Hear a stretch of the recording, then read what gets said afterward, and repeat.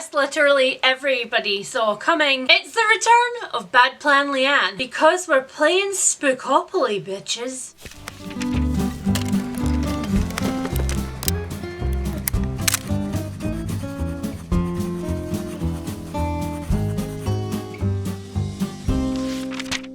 Now, did I or did I not say in a video very recently that I missed the randomness of generating a TBR every month that I wasn't really in control of? You see, with my bingo board there is a certain amount of control. And don't get me wrong, it has felt like a very nice halfway between mood reading and, you know, actually achieving things. And it did also mean that I had the wonder that was August in all of the books that I read in that month. Like many pages were consumed in August. It has enabled me to do all of those things, but it has not enabled me to truly embrace the chaos gremlin that I am. And I will admit that I did get a tiny weensy entire tour of the board before it went live, which meant that Becca planted the seed of this readathon in my head many weeks ago. And while normally October is only the month of haunted houses in this house, the seed of ideas of books that could go with the prompts just kept growing and growing. And before you know it, I have a whole bad idea tomato plant and it's taken over my house. So yeah, we're gonna be playing Spookopoly. Now if you have never heard of Becca's Spookopoly before, it is a month-long read-along based of course on the idea of a Monopoly board, except all of Becca's boards are significantly more evil and are sent to try us. Now I'm not gonna go through all of Becca's rules for the Spookopoly-thon. Instead I will link you down below to her video where she takes you on an entire tour of the board and explains what every space does. So you can find all of the information and all of the downloadables, including the board, over there. Instead, what I'm going to tell you is roughly how we're going to be playing Spookopoly this month. Because of course, just because I want to play the new shiny game doesn't mean that this monster has gone anywhere. And October marks the 3-month mark until this year is over, until no more progress can be made on the bingo board from hell, which by the way does appear to be what you guys would most like the title to be for this game next year, as in like hashtag bingo board hell. And I'm not saying I'm not down for it. So what I'm going to try and do while we play Spookopoly is 1, to hit as many of the squares on my bingo board as I can, hopefully some of them multiple times with just one book, and 2, I am going to be trying to read as many haunted house or things including ghosts or even undead, paranormal and creepy things books as possible, because that's what October is for in this house. Now the one thing that I will say that you're not going to get in this video is you're not really going to get an update on how September's reading went, because I'm filming this video really early. September's reading at this point in the month for me is still all to play for. How it will look by the time that you are watching this video is anyone's guess. But one way or another I will get you an update on numbers soon, probably in my next tops and bottoms video after this. Now, I have been bullied in the past by Becca's boards. The last time I played Spookopoly, I think I decided that I was going to do 6 rolls. Yeah? What? Last time the TBR that I did get was both mammoth and killer. And also last time I did use the butler that is my Google Assistant to roll random dice, but this time around I have a tray and 2 actual like real physical dice, both because I love the obnoxious sound that real dice make when they roll on a tray, but also because it got very complicated last time around. As we move around the board I will be popping it here on the screen so that you can watch me move in real time. So I have my printed out version of the board here, and having a look at it, I think that the squares that I would least like to land on are obviously chance. Spoopy, I would prefer that we don't have spoopy books. I want things that are going to scare the pants off me. I would prefer if we don't land on Stephen King, because I don't actually think that I have that many books with royalty in the title. And genuinely, even though she's going to drag me hard for this, I would really prefer not to land on the Becca recommendation one, which is hilarious because Becca and I's Venn diagram of tastes actually overlaps quite a bit, and we do share some like really favourite book series, including including now Red Rising. But the reason that I don't want to land on this is because I know, like off the top of my head, I already know Becca's recommendations that are currently on my shelves, and I don't want to read any of them this month. So those are like my least favourable squares. The spaces that I would most like to land on are actually all of the Taylor Swift spaces, and not just because I'm a massive Swiftie, but also because every single one of those really appeal to me, and also because I am a massive Hannibal Lecter and specifically Red Dragon fangirl. Like if we're talking about the series, Red Dragon's the one that makes me happy. I would love to land on a Hannibal Lecter square. Okay, so all of that preamble out of the way, let's get started. What am I going to use for an actual counter on my own board? Don't say she's not a crafty queen. Okay, so here we go. Yeah, that seems to be in keeping with theme. Try to.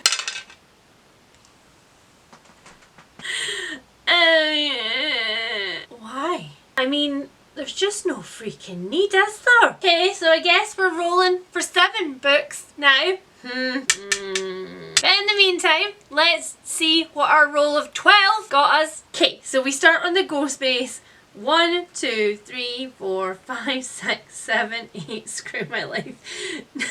9, 10, 11, 12. Okay, so 12 is mood read. And actually, despite the fact that the board shafted me with the first roll, mood read is actually great because, as previously stated, what I am in the mood for is spooky things. So the book that I'm going to pick for this one is The Book of Accidents by Chuck Wendig. Now, unfortunately, this one doesn't actually hit too many of the spaces on my bingo board, although I may pick it up on audiobook because it is quite long. But I do have it in both physical format and ebook, so maybe I'll read it on my Kindle and actually make progress in that reading so many Kindle books square. Gonna have to talk about that square a little bit more in depth for next year's bingo board, I think, guys. So in the Book of Accidents, we are following Nathan and Maddie. They are 2 people who have come from a very small town. The town itself is a little old coal mining town in Pennsylvania. Not that many people arrive and not that many people really leave either. But Nathan was driven to leave to get away from his father, who had been his entire life very abusive. And Maddie, as a little girl, was quite a happy little girl, but then one day she saw something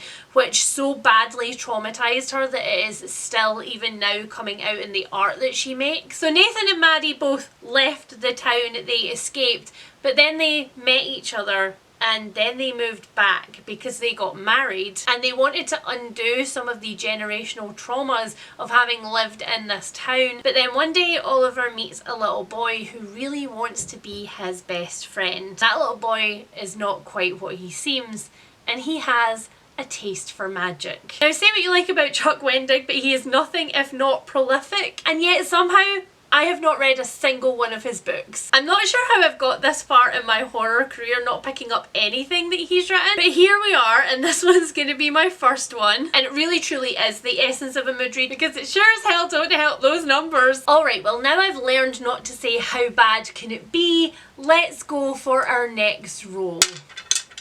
Okay, so we have a 9. I did that maths all in my head, you should be proud of me. But yes, I totally did just count the dots to make sure. Alright, so we were on the mood reader space, and 9 spaces from there gets us to 1, 2, 3, 4, 5, 6, 7, 8, 9. Black cat. I, like any self-respecting witch, have had a few of those in my life. Although for some reason tuxedo cats really seem to find me. Okay, so the black cat square is Don't Let Him Cross Your Path. Read a book with a cat on the cover or a cat as a significant part of the plot. Now this one might very well stump me. I think I'm going to have to go and investigate covers and come back to you. Hold that thought.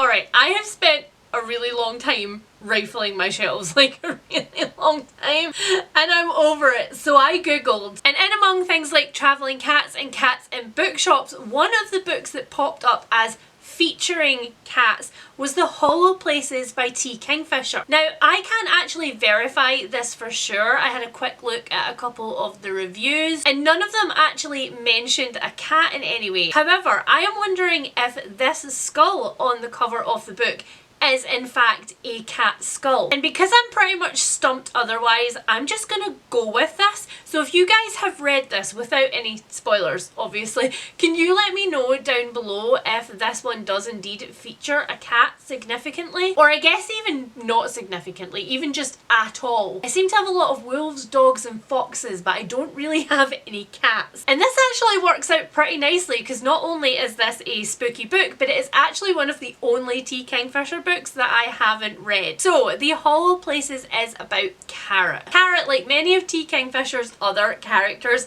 is a middle-aged woman, which makes me really, really happy. But she has just suffered a divorce, or maybe not suffered a divorce, maybe she's celebrating a divorce, who knows? And she is now unfortunately facing the prospect of having to move back in with her parents, which is bad when you're in your very early 20s, but when you're past your 30s, it's just not very much fun, is it? So faced with this prospect and not wanting to go there at all, Carrot is so relieved when her uncle extends an invitation to come and live with him. There is a catch, however, and that is that Carrot's uncle owns the Wonder Museum, which is a weird and wonderful museum packed to the rafters with like taxidermied oddities and odd junk. And in exchange for room and board, her uncle wants Carrot to look through all of the exhibits and catalogue them all, which Carrot is not really that upset about. She spent most of her childhood there. To her, this is wonderful junk. But what is odd is when she is going through one of the back storage rooms and she discovers that there's a big hole in the wall, and through this big hole in the wall there is a corridor, and this corridor literally shouldn't exist. Like, there's actually no conceivable way for this corridor to exist. And when Carrot walks through there, her life changes forever, because through there are things, and those things are watching her. From what everybody has said, The Hollow Places is the closest to The Twisted Ones, which was my first T. Kingfisher and was an almost perfect horror book for me, and so I would be absolutely delighted if this one was along those lines. So yeah, providing that we have actually fulfilled the prompt, providing that this one does actually feature a cat, I am quite pleased with myself. Alright, let's pony up for a third roll, shall we? Okay, so we got a 6, which might be okay, but is also getting dangerously close to the Becca recommendation. So we were on Black Cat and we're going 6. 1, 2, 3, 4, 5, 6. Candy corn. I do not remember what the candy corn space does. Let me look at the guidebook. Oh no. Okay, so the candy corn space is a sweet book, something that's all vibes and no stakes, maybe a cute romance or a cozy novel.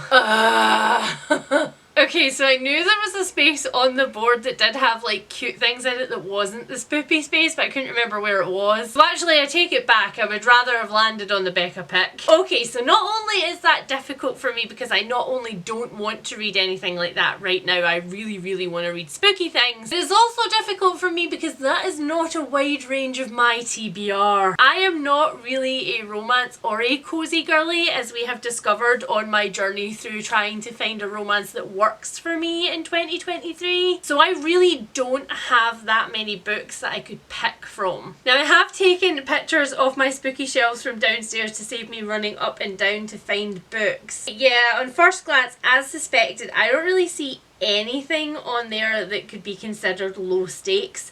So I guess we're just going with what's in this room. And realistically, the most low stakes thing that I have, I think, would either be something contemporary, of which there is not much left after my massive unhaul, or maybe something non-fiction? I know. Okay. Thinking smarter, not harder. So Kirsty, my lovely friend Kirsty, who I will be gallivanting with at this exact moment when you see this video, is on a mission in life to find romance books that are going to work for me, because she is a massive romance reader. That is predominantly what she reads these days. She's very funny because the two of us used to have a podcast about things that died. But she very recently recommended to me the book Role Playing by Kathy Yardley, and she said it was right up my street. So I don't know very much about it except for the fact that the characters are over 40. So let's look at the description together. Maggie is an unapologetically grumpy 48-year-old hermit. I feel like I was born an unapologetically grumpy 48-year-old hermit. But when her college-age son makes her a deal, he'll be more social if she does the same, she can't refuse. She joins a new online gaming guild led by a friendly healer named Otter. So that nobody gets the wrong idea, she calls herself Bog Witch. Wow, okay, maybe this was written for me. Otter is Aiden, a 50-year-old optimist using the guild as an emotional outlet from his family drama, caring for his aging mother while his brother plays house with Aiden's ex-fiancée. Bogwitch and Otter become fast virtual friends, but there's a catch. Bogwitch thinks Otter is a college student. Otter assumes Bogwitch is an octogenarian. When they finally meet face to face after a rocky, shocking start, the unlikely pair of sunshine and stormy personalities grow tentatively closer, but Maggie's previous relationships have left her bitter, and Aiden's got a complicated past of his own. Everything's easier online. Can they make it work in real life? Oh, okay, maybe, you know what? Maybe the Spookopoly board is actually trying to bring me things that I need. Alright, okay, I'm not mad at it. We will take it. Okay, optimistically onto our next roll. I'm laughing, but it's actually despair. Another freaking double six. Why? 8 books. I will say that if we get to 10 books, are you listening to me? When we get to 10 books in doubles, I will be calling it. Because I want to make sure that I get a chance for both Spookopoly and my book club books in October. Because October is the second month of my Patreon bi-monthly book club, the Seance Society. And we are also starting a series read-along starting in October, which I'll tell you about at the end of this video. And that together with Around the Disc makes like quite a lot of books already. So let's have a look at the board because I have absolutely no idea where 12 is going to take us. Right, so we were on candy corn. 1, 2, 3, 4, 5, 6, 7, 8, 9, 10, 11, 12. Ooh, okay, we got highest rated. Now, this one's going to be interesting because I don't actually keep an entire catalogue of the books that I own on Goodreads or Storygraph. I only add them to either of those places once I'm actually reading them to like keep track of my reading. And as I've discovered in the last year or so trying to reconstruct spreadsheet data, I don't even do that very well. So what I think I'm going to do is pick 4 books that I would most like to read off of my spooky shelves, and then I'm going to go onto Goodreads and find out what the rating is and find out which one of them got the highest rating. Alright, so the 4 books that I've picked are All the Dead Lie Down, The Library of the Unwritten, 12 Nights at Rotter House, and Witch Bottle. So let's go onto Goodreads together and figure out which one of them has the highest rating. Okay, so All the Dead Lie Down is a fairly new release.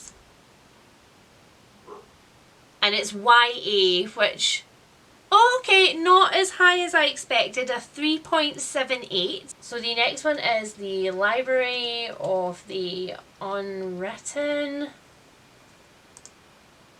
It's a really different cover from the one that I've got. Oh, okay, so that one beats it out. That's a 3.83. My laptop sounds like it's going to take off. Okay, 12 Nights at Rotter House. Couldn't remember who wrote that. That is a 3.40. So that one is solidly out of the running, and that is a terrible rating. I feel like anything under a 3.5 on Goodreads is truly abysmal, and that does have like over 3,000 ratings, so maybe that one should just not be on my TBR in the first place. And then next we have Witch Bottle by Tom Fletcher, this one.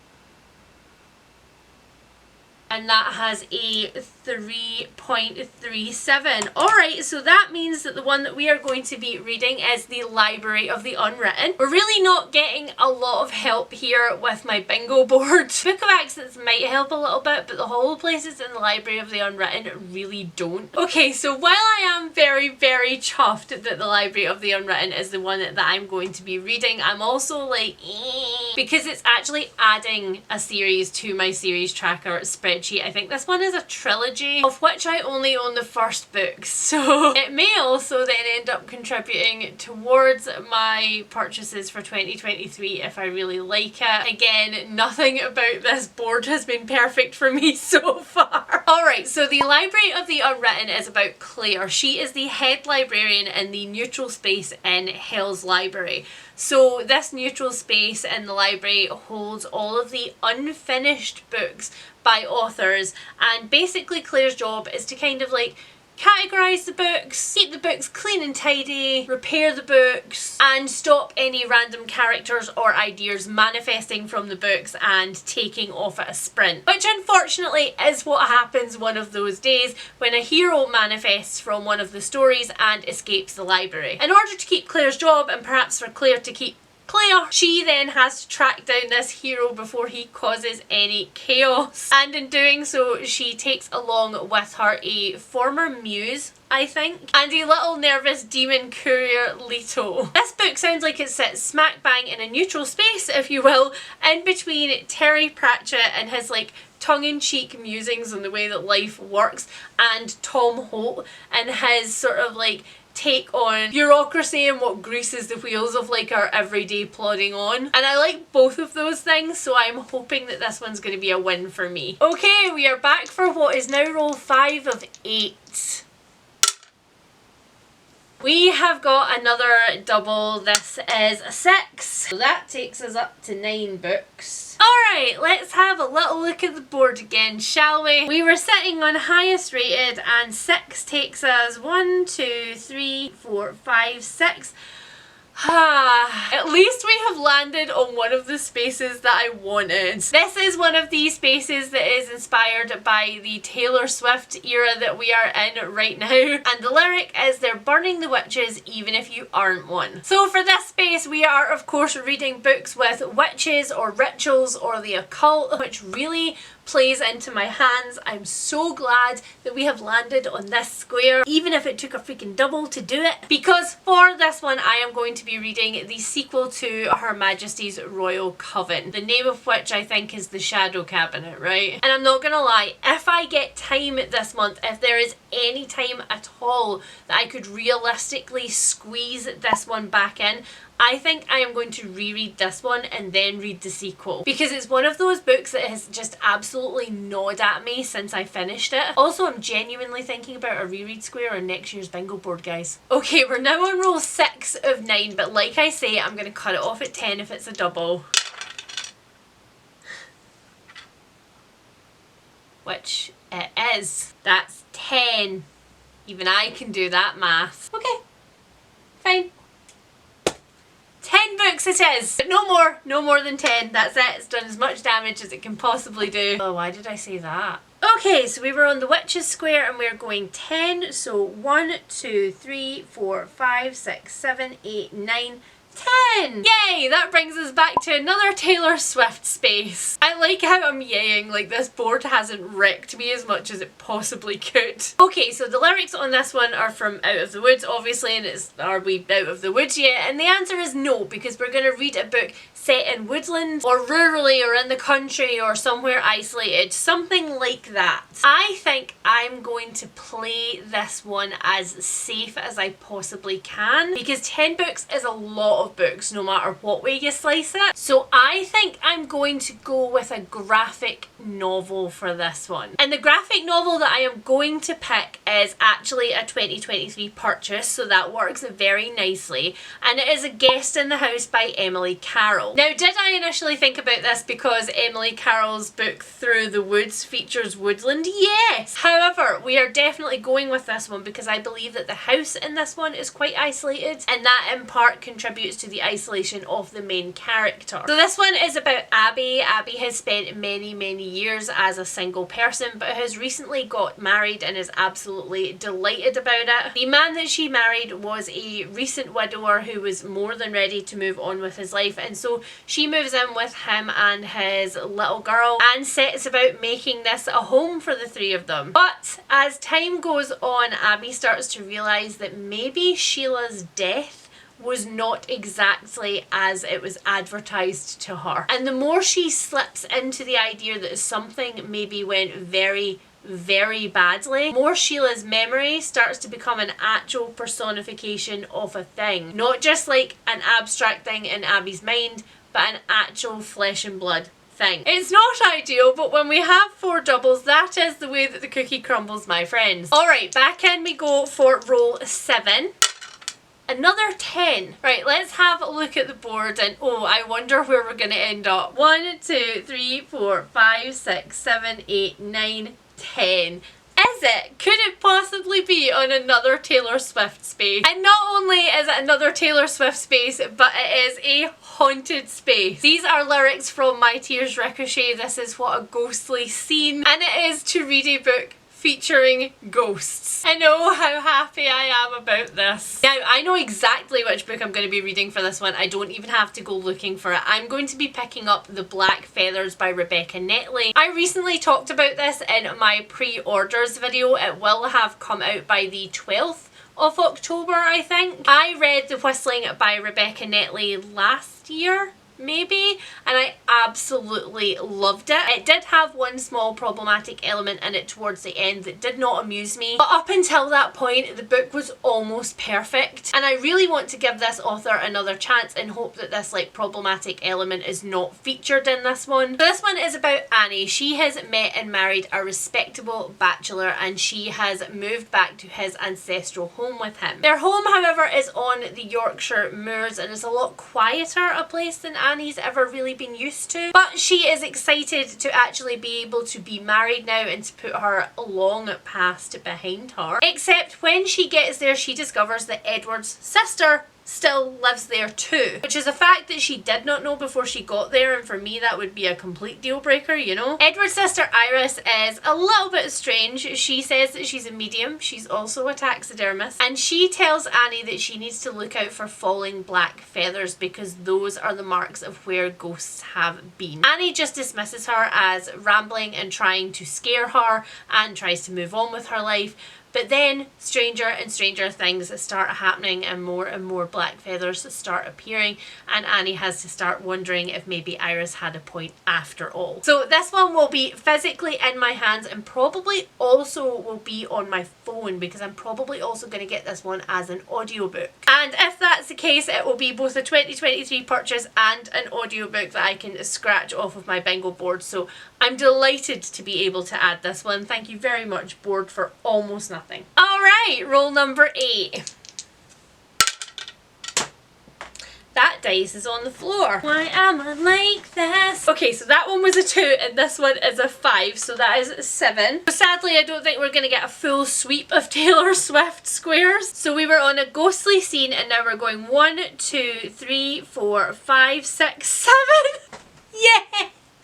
Okay, as a Hannibal Lecter groupie, this one made me very happy. It was all that I wanted. It was really all that I wanted. Okay, so the prompt for this one is to read a book with body parts in the title. So like eyes, ears, heart, blood, something like that. But despite the fact that I really wanted to land on this square, I haven't actually looked at what book I might choose for it. So I should probably go do that. Okay, I'm feeling really smart right now. So although the paperback of this book is not a 2023 purchase, the audiobook of this book is. And so even though technically this one is a reread because I read it years and years and years ago, it is also still technically a new book and also an audiobook. And the book that we are talking about is Jaws by Peter Benchley. I mean, realistically, could we possibly have found a better fit? I don't think so. I feel like a Hannibal Lecter would really approve of Jaws, of like a really deep philosophical and moral level, because he really does sort of think at various points through the Hannibal series like, what am I for if you won't let me do the function which I am clearly biologically for? Like, what is the purpose of me in a society as like this perfect machine for killing if you don't let me do that? So yeah, I feel like these two would be pals. Alright, on to roll number 9. Okay, we have got 5, 6, 7, 8. We've got 8. I have no idea where that takes us, so let's get the board back up. Let's sadly leave Hannibal Lecter and we're going to go 1, 2, 3, 4, 5, 6, 7, 8. I have never landed on Go before on a Bookopoly board.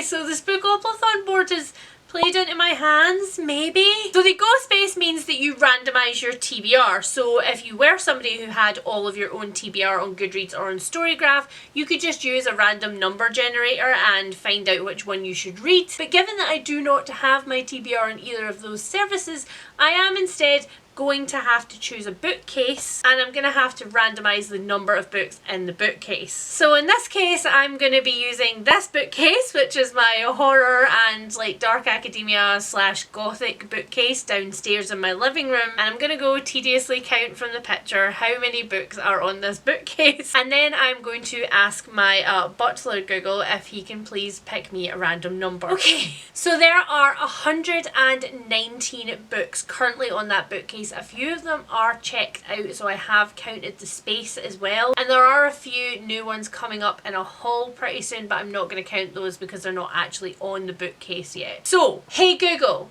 give me a random number between 1 and 119. Here's a random number, 115. Oh, okay. Oh. Okay, we can't have that one because that is Ordinary Monsters and that is actually on my TBR for this month. So let's try that again. 72. Okay, oh, now I'm going to have to work out where 72 is. Well, oh, okay, so 72 is Interview with a Vampire by Anne Rice, which is a book that I have already read as well. So I think we'll roll again. Here's a random number, 77. Oh, so the next one along. Oh, no. Alright, so the next one along on the bookcase is The 13th Tale by Diane Setterfield. Now, this book and I have a history. This is a book that so many people tell me all the time would be perfect for me, is the best book for me. I should absolutely read this book, and because of that it has become like a hugely intimidating book on my TBR, and I have had it on my paused reading shelf on Goodreads for a really long time. So look, I guess it's time, right? I guess it's time that I just finished it. I think I got about 50 pages into it before I put it down, maybe a bit fewer than that. This one essentially is about Vida Winter, who lives in a big old crumbling house, so I mean it is perfect for October really, and Vida is a recluse who has only taken a few interviews in her life. She is a very famous writer, like a hugely famous writer, and everybody would like to know what her process is and like what her actual background is, but every time she takes an interview she changes the story, and everybody knows that none of those stories are the truth. However, now all of these years later she has decided that she would actually really like to tell the truth after all, and she reaches out to Margaret Leah, who is a biographer. Margaret doesn't really understand why Vida has chosen her out of all of the possible people that she could choose to tell her story, and equally she isn't really sure about either Vida or Angelfield Hall, because Vida was not the only sister that used to live there. So yeah, like I said, the writing is really lovely, and the reason that this is on this list like this is not the book's fault, it's really my fault, so I guess we are reading this one. Joy. Alright board, roll number 10, the last chance you have to do your worst. Oh, and we've got 4. Somehow that doesn't seem to me as safe as it looks. Alright, for the last time, let's get our board up. We were on go, so now 1, 2, 3, 4. Oh, it takes us to TBR Vet. So the prompt for this is to read a book that has been on your TBR for a really long time, or the oldest book on your TBR. Now, as I keep telling you guys, I have just recently done a massive clear out of my TBR. Like a huge clear out, and I do not have any longer any books on my TBR that have been here for like a disgustingly long time and haven't been read, because the premise of my unhaul was if I haven't read it yet, I'm probably not going to. So that poses us with a bit of a problem. Like, I'm not sure which book would be the book that has been there longer than anything else. Oh, except maybe that one. Okay, so One of the very few old TBR books that I kept hold of when I did my purge was The Queen of the Tearling by Erica Johansson, and I think I honestly mostly kept it because of nostalgia.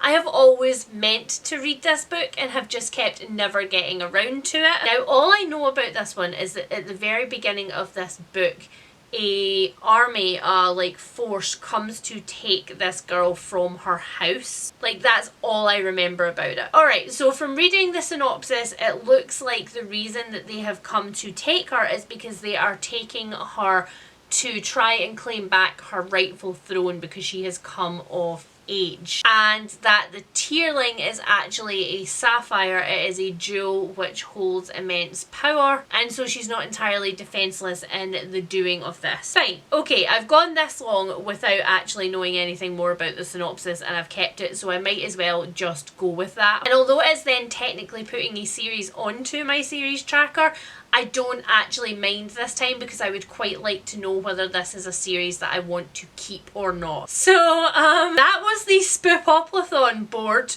for this year, I guess. That was painful, guys.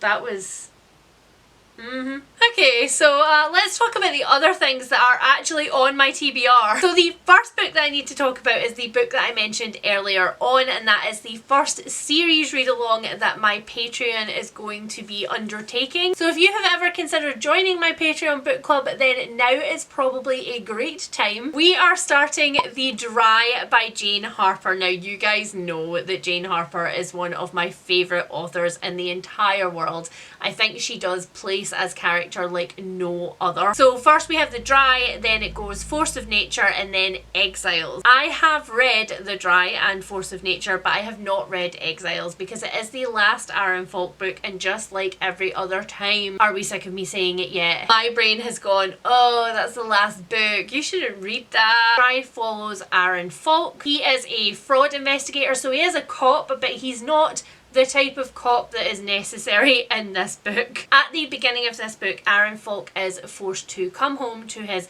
very, very tiny town, his very, very tiny drought-ridden town in the middle of outback Australia, because he is attending the funeral of a childhood friend. However, it is not just a tragic funeral because Luke has died before his time, but also because Luke Hadler is accused of killing his family and then killing himself. Falk can't believe that Luke has done this. This is nothing like the boy that he knew, and sure enough, when he gets back to his old town, the family of Luke approach him and are like, okay, there's something dodgy here. Luke didn't do this. You know he wouldn't do this. Can you please help us and look into it? Because as far as the local cops are concerned, it was like an open and shut case. I love the coming back to a small town trope, and Jane Harper just does it so well. It's so believable in the way that Aaron has changed as a person, but now he has to be back there, and it kind of forces him into the box of being the person that he used to be. There's just so many good things about this book, so I am very excited to read it again. Next is a curious one. Because I'm filming this TBR so early, I don't know which of these books I will have finished by now, because when I filmed my TBR for September, my patrons were still picking